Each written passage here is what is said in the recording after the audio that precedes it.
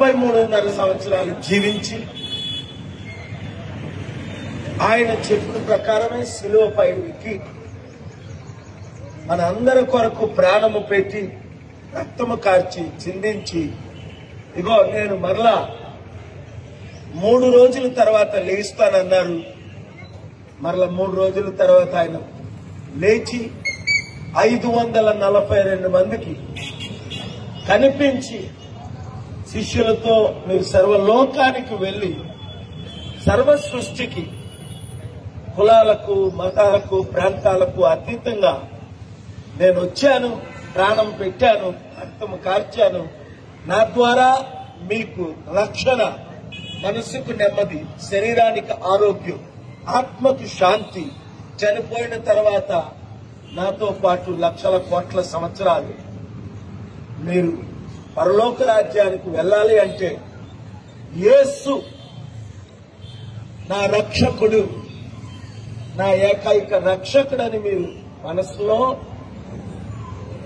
హృదయంలో నమ్మి మనస్ఫూర్తిగా మీరు కోరుకోవాలని చెప్పిన వాక్యాలు ఈ రోజు 850 కోట్లలో దాదాపు 300 కోట్ల ప్రజలు ప్రభువును అంగీకరించారు.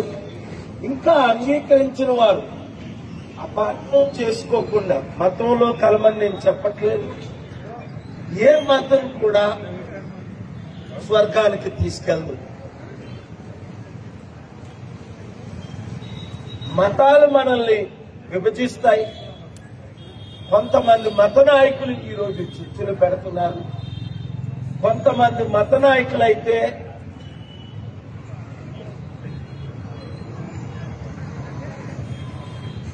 నిన్ను చంపుతాం, నిన్ను 4 కోసేస్తామని ప్రవీణ్ లాంటి వాళ్ళు జరిపించినప్పటికీ ఆ పాస్టర్ ప్రవీణ్ ప్రాణానికి తెగించి ప్రభు వాక్యాలు ఆయన చెప్పారు. అయితే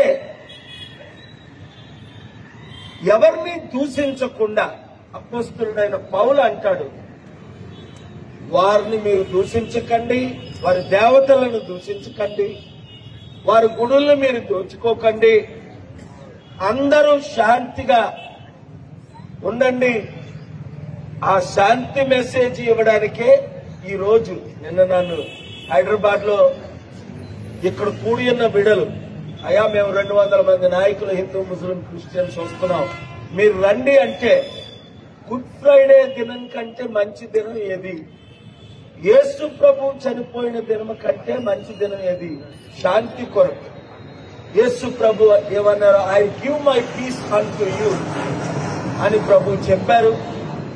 అలాగే ఇక్కడ ఎంత శాంతిగా ఈ మీటింగ్ జరుగుతుంది చూడండి. నా హిందూ మిత్రులందరికీ, మహమ్మదీయ సోదరి సోదరుమణులందరికీ నేను ఇచ్చే మెసేజ్ ఏంటంటే, either we have to live together or we will die together. This is the path.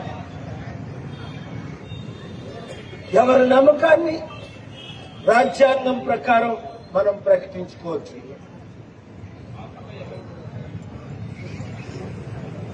అనేకులకు రాజకీయ పార్టీలు ఎలాగున్నాయో, మతాలు ఎలాగున్నాయో, నమ్మకాలు అలాగే ఉన్నాయి. మన దేశ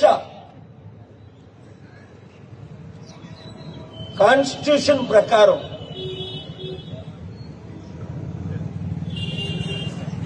ఆర్టికల్ 25 ప్రకారం మన నమ్మకాన్ని మనం ఇతరులతో